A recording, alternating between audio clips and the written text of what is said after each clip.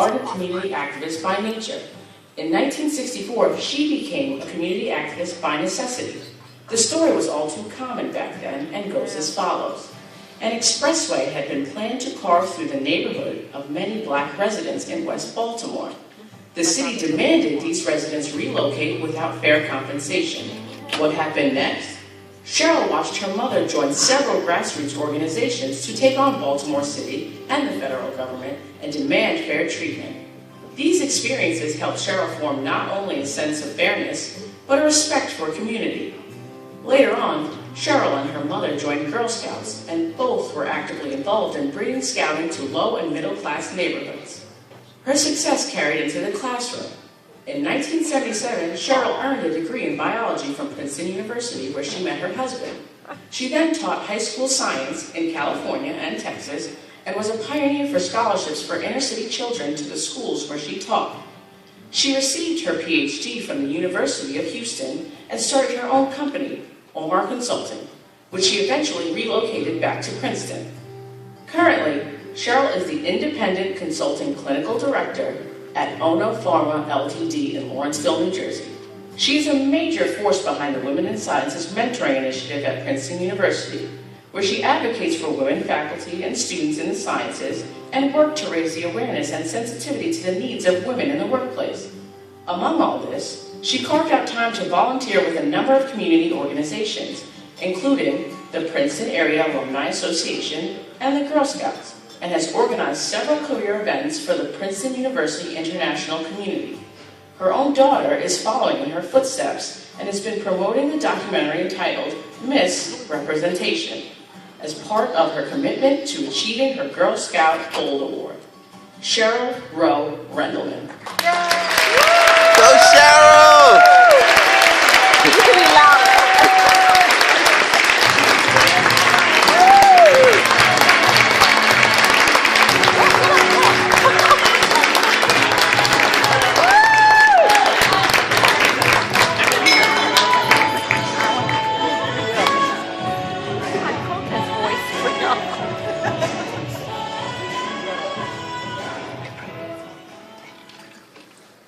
I want to thank YWCA for this wonderful, wonderful opportunity.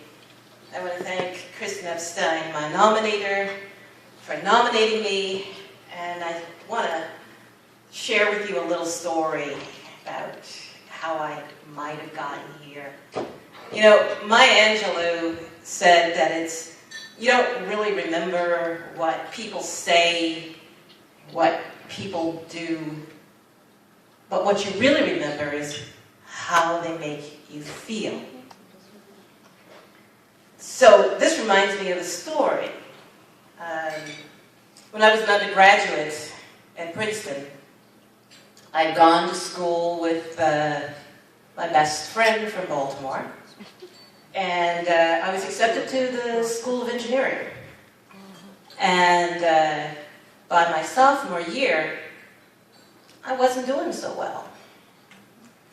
The classes were hard, and it seemed like I didn't fit in with these gorgeous, talented, brilliant people. And I was distracted by boys. And I'm reminded of this one boy who was courting both me and my girlfriend from Baltimore at the same time. So I was brokenhearted, and I felt depressed, and I lost my way. And I called my mother, and I said, I want to come home. And she said, okay. So I got on the train from Princeton, went down to Baltimore, and my mom and dad met me at the train station. They took me home, sat me down at the kitchen table, and they listened to me. And as I said, I don't quite remember what she said, but it went something like this. She said, Cheryl, I got news for you. You better get your word back there. I was back on the train. That's right. In my dorm.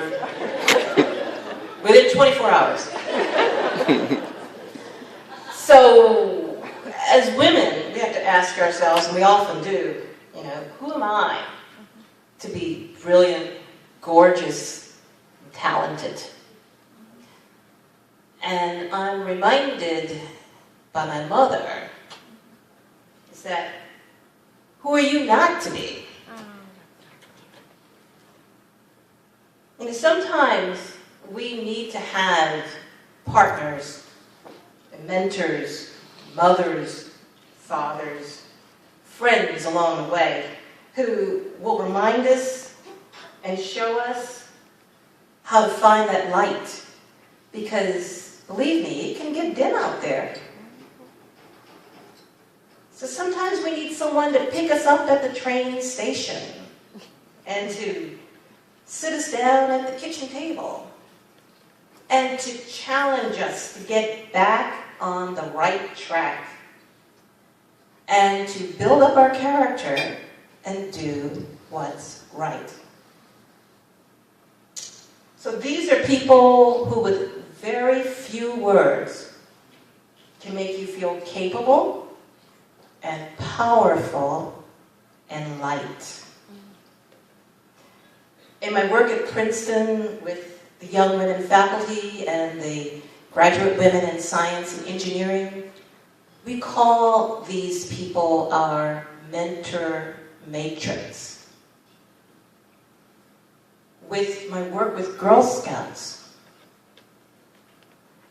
the volunteers and the coaches that sit around the table and help girls to realize their dreams through robotics or through their Gold Award, these volunteers give of their time, their talent, and their treasures.